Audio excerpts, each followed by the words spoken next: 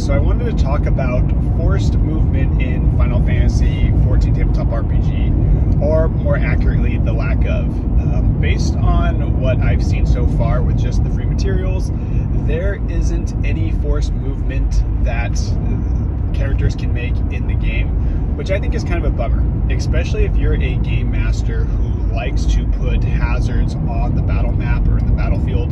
That's kind of a little bit of a letdown. So here's one homebrew rule that I would bring into my games.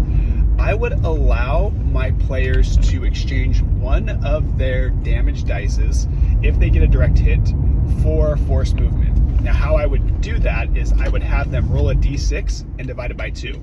So if they roll a 1 or a 2, they're going to be able to move the enemy 1 square space. If they roll a 3 or a 4, they can move the enemy 2 spaces. If they roll a 5 or 6, they can move it 3 spaces. I don't think it's anything that's game breaking or something that's going to completely derail your combat encounters, but it will give your players the feeling of being able to control the battlefield and do some really cool things.